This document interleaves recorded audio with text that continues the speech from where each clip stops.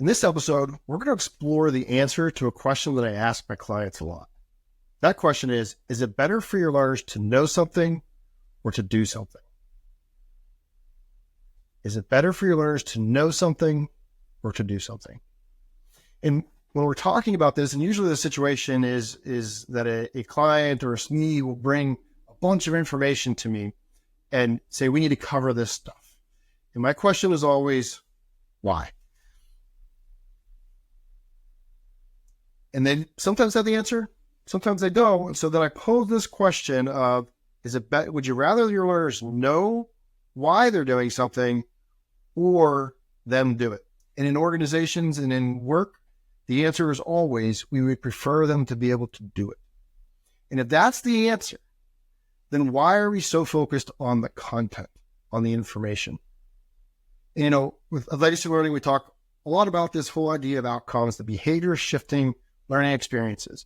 We want to make sure that our learners are achieving the outcomes. Now, people could argue that identifying certain steps is content, but the identifying is what the behavior is, and so that's what we focus on. Because then we're going to ask the client, is this really what you want your learners to do? Is it important that they can identify those things, or are you really just trying to get them to use those things? Now, sometimes when you're trying to get them to use those things, you need to do some of those content, identify those basic level knowledge things in order to be able to get them to do it. But here's the interesting thing that I think is fascinating about the learning experience that I've been reflecting on quite a bit. That when we're trying to create learning experiences or working with SMEs, you're essentially working with an expert, right? I actually said this to my daughter the other day because she was like, she's in dance, and she was like, I feel like I'm not as good as I was last year. I said to her, that's because you remember the way you were at the end of last year, not at the beginning. And that's what happens here when we're working with SMEs, is that they have all this information that they have learned over years through experiences, and then they're trying to impart that knowledge onto the new folks because they believe that imparting that knowledge, I don't know if they believe it, but they behave as if they think that imparting that knowledge is going to make them better at doing that job because it has for them. But here's the problem. These are new folks. And so trying to throw what I call the kitchen sink type of instructional design at them isn't going to get them to be able to do the behaviors. So I flip that script. What we are asking is, what does the learner need to know in order to be able to do? That's it. We're not giving them any more until they're able to do, right? And so certainly that's what instructional design is. And if you haven't subscribed, please do. We're going to cover that and other topics here a little bit later. But this is one that is just, it's really kind of tripping me up in my brain of why is it that we think that we should be giving expert level content to beginners who show beginner behavior.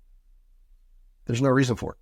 And nobody can give me a good argument for what it is. And our schools do the same thing, right? Like if you have a master's level program, or let's just even say bachelor's, but you're a senior at a bachelor's level, they cover the stuff that you'll need to know and do as a senior. They cover that as the intro in the beginner.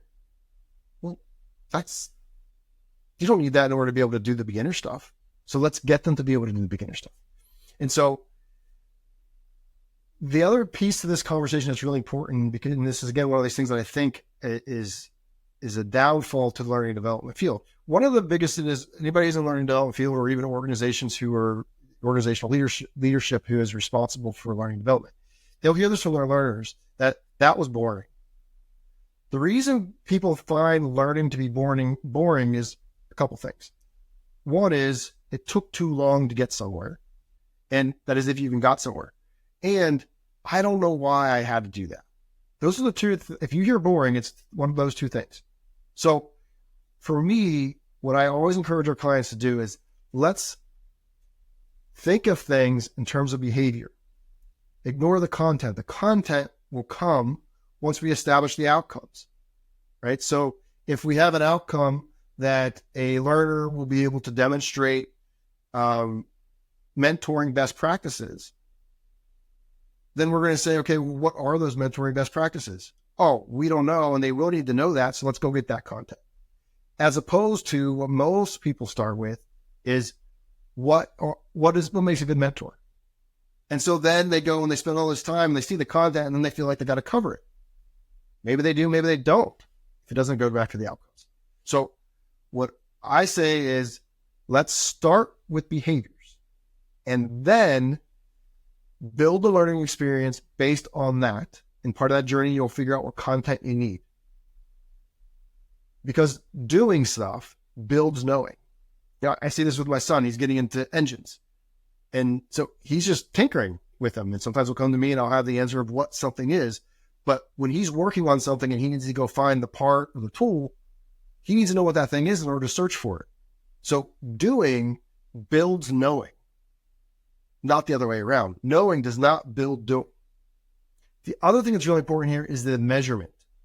So researchers actually showed this too, that doing tests or knowledge checks really produce no data or meaningful data to tell us how well somebody learned. Again, if you saw previous episode, we talked about experience, that learning is experience plus reflection. And this idea of knowledge, learning knowledge, that isn't something you want to measure. The standardized testing doesn't measure someone's ability to do. So measure behaviors, not knowledge. You can do that if you structure your instructional design process and your learning strategy with this concept of we're trying to get people to do stuff, not know stuff. They'll know stuff in that process. So the last thing I want to talk about is why are we not doing this, right? Because I can't imagine most people, usually when I talk to people, they don't disagree with me on this. But why are we doing it? And the answer is because it's difficult to measure behaviors.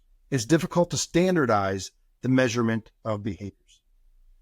The only reason it's difficult is because we approach things from the history of the way we've taught and defined learning and measured learning is then about content. It's actually not that difficult to standardize measuring of behavior, especially with AI and all these other things that are starting to get into our LMSs.